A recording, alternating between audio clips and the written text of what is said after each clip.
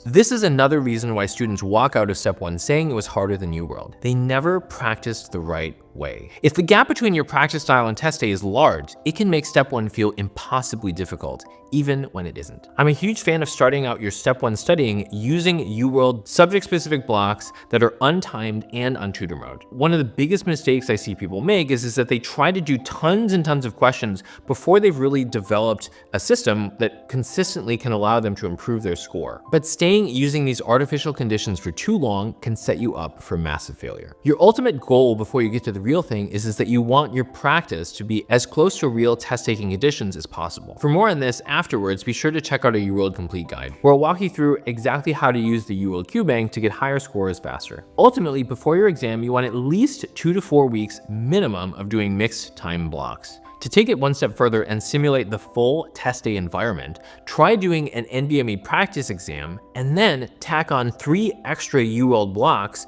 so that you can practice a full 8-hour marathon. I'm convinced that one of the reasons that some students walk out of Step 1 thinking that it was nothing like their preparations is that their preparations didn't match the real test-taking conditions early enough. Difference number 5 is in question length. Everyone knows that UWorld questions are longer than Step 1, but here's what's interesting. Some students find that UWorld is harder because of the extra details. However, others struggle more with Step 1's concise style. Let's break down why. While the gap has narrowed some in recent years, in general, Step 1 questions tend to be more concise than UWorld questions, which tend to be longer. The exception to this is that in recent years, Step 1 has included more questions that are written like a full medical note, where they include lots of potentially irrelevant details. If you're the kind of person that likes to sit for a long time with information, longer can feel a lot harder. There's more information to process, it can take more time to understand, and it's easy to get overwhelmed with all of the details. For people that struggle with longer exams, it's harder to see the forest through the trees. That said, I've also worked with people who struggle with shorter questions from the NBMEs as well as on the USMLEs. What they struggle with is that at least in UWorld questions, they find that there's enough details to work with, whereas for Step 1,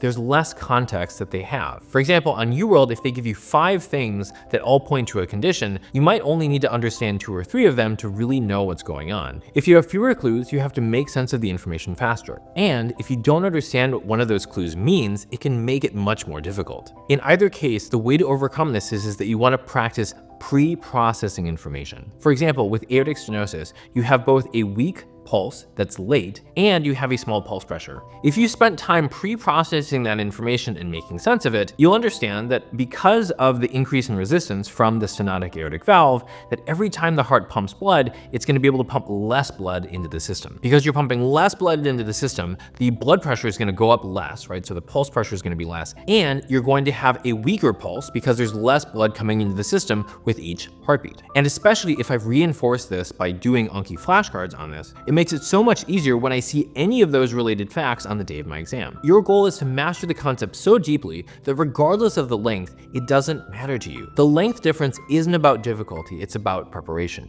If you're not ready for either style, that's what makes it harder. If you're a medical student or a doctor preparing for either the USMLEs or COMLEX or one of your medical board exams, then be sure to sign up for our free 14-step program where we'll walk you through the most efficient ways for you to improve your score in a short period of time. And if you're interested in getting there faster, be sure to book a free call with our team where we'll break down what it is that's holding you back and, if it makes sense, explain how it is that we can help you to get there more efficiently.